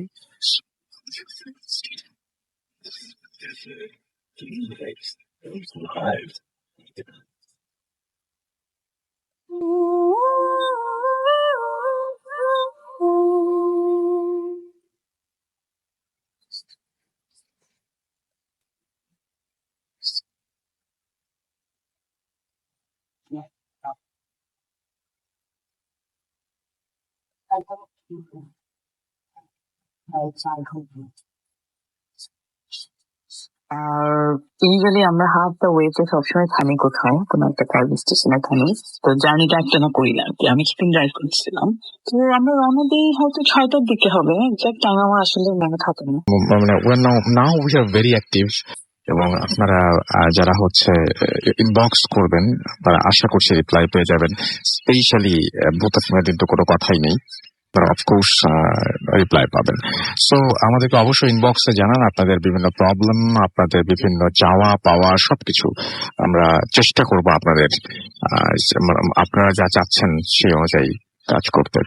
এনিওয়েজ, আমরা চলে যাব একটা ঘটনায়, আরো একটি ঘটনা, এবং এই ঘটনাটি পাঠিয়েছেন ওমান থেকে আমাদের একজন লিসেনার, এবং আমি পড়ে শোনাচ্ছি ঘটনাটি। যেভাবে পড়ে লিখেছেন সেভাবেই পড়ছি। আসসালামু আলাইকুম রাসেল ভাই, জানি ভালো আছেন, কিন্তু কারণ আপনি সবসময় ভালো বলেন। আমি অভি, আমি ভূত এফএমের একজন নিয়মিত লিসেনার। আমার কাছে অসংখ্য ঘটনা আছে, তার মধ্যে আমার এক্সপিরিয়েন্স ভয়ঙ্কর ঘটনা আজ আপনাদের সাথে শেয়ার করব। আমি এখন ওমানে আছি, তাই আমার পক্ষে স্টুডিওতে এসে ঘটনা শেয়ার করা সম্ভব না, বুঝতেই পারছেন। ঘটনাটা যদি ভালো হয় তাহলে সবাইকে পড়ে শোনাবেন। আমি ওমানে একজন ট্রাক ড্রাইভার হিসেবে আছি। ঘটনাটা আমার সাথে ড্রাইভিং করার সময় ঘটা। সেদিন আমি একটু বেশি ভয় পেয়েছিলাম। ঘটনার দিন বিকেল 5:30 আমি কিছু দামি জিনিস নিয়ে ওমানের রাজধানী মাস্কাট থেকে সালালা নামক জায়গায় যাওয়ার জন্য আল্লাহর নাম নিয়ে চলতে শুরু করি। সালালা মাস্কাট থেকে 1000 কিলোমিটার দূরে অবস্থিত। সেখানে যেতে প্রায় 12 ঘন্টা সময় লাগে। ঘটনা শুরু হয় আমার সাথে যখন আমি সালালা থেকে মাত্র 150 কিলোমিটার দূরে। জায়গাটার নাম অবশ্য আমি বলতে চাই না। তখন সময় 1:30 কি 2টা হবে। আমি আপন মনে গান শুনতে শুনতে যাচ্ছিলাম পাহাড়ের মধ্যে দিয়ে। আমার গাড়ির সামনে আমি একটা ছাগল দেখতে পেলাম, তাই সাথে সাথে ব্রেক করলাম, কিন্তু অনেক দেরি হয়ে গিয়েছে। গাড়িটা ছাগলের ওপর দিয়ে চলে গেল এবং একটু দূরে গিয়ে থামলো। তারপর আমি গাড়ি থেকে নেমে পেছনে তাকিয়ে দেখতে লাগলাম ছাগলটার কি অবস্থা, কিন্তু আশ্চর্যজনক বিষয় হলো সেখানে কিছুই ছিল না। আমি পুরোপুরি হতবাক হয়ে গেলাম এটা দেখে, কারণ আমি স্পষ্ট দেখছিলাম ছাগলটা আমার গাড়ির নিচে পড়েছে। যাক, আমি ভাবলাম হয়তো ছাগলটা বেঁচে আছে এবং চলে গেছে। আমি আবার গাড়িতে ফেরত এসে আবার চলা শুরু করলাম, কিন্তু এবার শুরু হলো আমার সাথে আসল ঘটনা। কিছু তো যাওয়ার পর আমি আমার গাড়ির লাইট দিয়ে দেখলাম একটা মহিলা লাল শাড়ি পরে রাস্তার সাইডে দাঁড়িয়ে হাত নেড়ে সিগন্যাল দিচ্ছে, কিন্তু এদেশে লিফট দেওয়া নিষিদ্ধ। তাই আমি গাড়ি চালিয়ে মহিলাকে ক্রস করে মানে জাস্ট এগিয়ে গেলাম, এবং কিসের কৌতূহল বশত জানি না আমি লুকিং গ্লাসে পেছনে তাকালাম, কিন্তু কিছু দেখতে পেলাম না। আর আমার পেছনে কোনো গাড়িও ছিল না যাতে মহিলাটি উঠবে। এবার আমি একটু ভয় পেলাম, কিন্তু এবার যা আমার সাথে ঘটলো তা যেন আর কখনো কারোর সাথে না ঘটে। আমার গাড়ির ভেতরে লাইট বন্ধ ছিল। আমার সিটের পেছনে আমি ক্লান্ত লাগলে শোয়ার জন্য কাঠ দিয়ে একটা ছোট্ট বিছানার মতো বানিয়ে রেখেছিলাম। তো আমার কাছে মনে হলো সেখানে কেউ শুয়ে আছে। তো আমি পেছনে ফিরে যা দেখলাম তা হলো আমি রাস্তায় যে মহিলাকে দাঁড়িয়ে থাকতে দেখেছিলাম সেই মহিলা আমার গাড়ির পেছনে শুয়ে আছে। অন্ধকারের কারণে আমি মহিলাটির চেহারা দেখতে পেলাম না। আমি কিছু ভাবতে পারছিলাম না। আমি গাড়ি ব্রেক করে সাইড করে ভেতরে লাইট জ্বালিয়ে আবার পেছনে দেখলাম, কিন্তু সেখানে কিছুই ছিল না। এবার আমার নাকে একটা তীব্র মাংস পচা গন্ধ এসে লাগলো, এবং আমি দেখলাম আমার পাশের সিটে সেই মহিলাটি বসা এবং মহিলাটি আমার দিকে তাকিয়ে আছে। এবার আমি মহিলাটির চেহারা দেখতে পেলাম, আর যা দেখলাম তা হলো মহিলাটির চেহারা রক্তাক্ত এবং চেহারার এক সাইডে যেন চেপে আছে। মহিলার চোখ দুটোর মধ্যে একটি নষ্ট হয়ে গেছে, অন্য একটি চোখ লাল। এই দৃশ্য দেখে আমি আর টিকে থাকতে পারিনি। আমি সাথে সাথে সেন্সলেস হয়ে যাই। সকালে হাইওয়ে পুলিশের ডাকে আমার হুঁশ ফেরে। পুলিশ আমাকে জিজ্ঞেস করে কি হয়েছে। আমি সব খুলে বলি। সেখান থেকে যা জানতে পারি তা হলো এখানে নাকি আগেও অনেকের সাথে এমন ঘটনা ঘটেছে, আর সবগুলোই নাকি ট্রাক চালকের সাথে ঘটা। এটা ছিল আমার ঘটনা। ভালো লাগলে পড়ে শোনাবেন। আল্লাহ হাফেজ। আবির হাসান, অভি। এখন ঘটনা হচ্ছে যে এই মহিলাকে হতে পারে হতে পারে যে ইনি হয়তো ট্রাক ড্রাইভারের সাথেই বারবার ঘটছে, তার মানে ইনি হয়তো কোন ট্রাক ড্রাইভার তারাই ক্ষতিগ্রস্ত হয়েছেন, সেই জন্য হয়তো ট্রাক ড্রাইভাররাই তাকে দেখতে পান বারবার ঘুরে ফিরে প্রতিবার, এবং বিভিন্ন বিপদের সম্মুখীন মানে বিপদ তো আর হয় না, experience।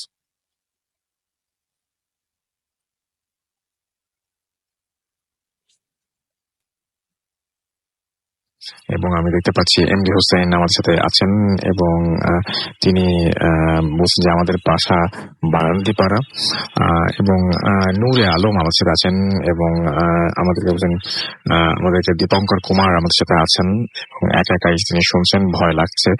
আমাদের এমডি লিটন আমাদের সঙ্গে আছেন দেখতে পাচ্ছি, আমাদের সঙ্গে আছে। আচ্ছা, তিনি মোবাইল নাম্বার দিয়ে দিয়েছেন, মানে এটা তো পাবলিক একটা পেজ, তো এই পেজ এটা পোস্ট, পাবলিক পোস্ট, এবং সেই পোস্টে আপনি নাম্বারটা দিয়ে দিয়েছেন। আমার মনে হয় আপনি এটা টেক্সট করে বা ইনবক্স করে দিলে বেটার ছিল।